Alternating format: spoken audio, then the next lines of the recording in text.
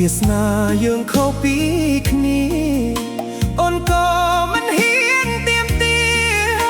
ឲ្យបងវិលមកវិញទេបងជានិស្សិតរូបអូនត្រឹមស្រីកាត់ដេរចំណេះក៏មិនស្មើគេមាសមេយកគេចោលអូនសល់ត្រឹមសន្យារៀបការពេលបងរៀនចប់តែវាគឺជាយល់សប្តិរស់សត្វបាត់ទៅតាមក្បួនបងរៀនចប់ហើយចប់ទាំងស្នេហ៍បងនិងអូនជីវិតស្រីស្ទើរតែសូន្យខកស្នេហ៍នៅមុខរងច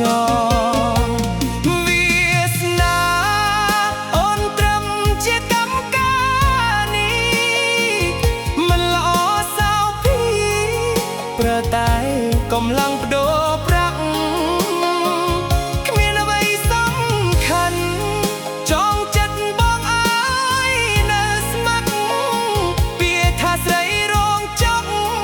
ខូវណ្ណអ្នកមហាវិទ្យាល័យជាតិនេះអូនបានជួបបងត្រឹមជាសង្សារ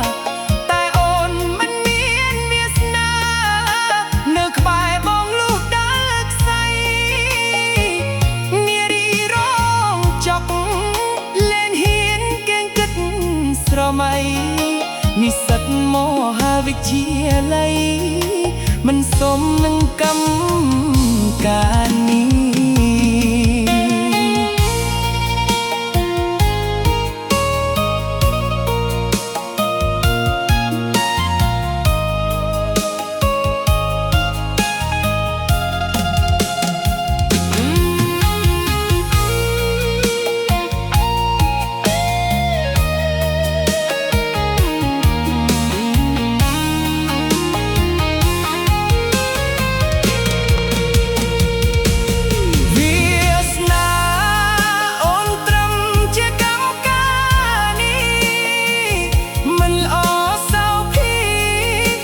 តែកំឡុងដូរប្រាក់គ្មានអ្វីសំខាន់ចងចិត្តបងអើយនៅស្មាត់ពាក្យថាស្រីរងចាប់ខូវណ្ណអ្នកមហាវិទ្យាល័យ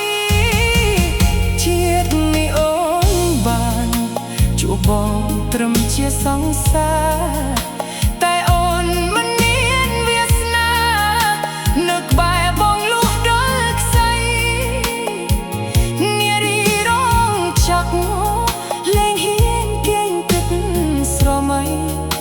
និស្សិតមហាវិទ្យាល័យ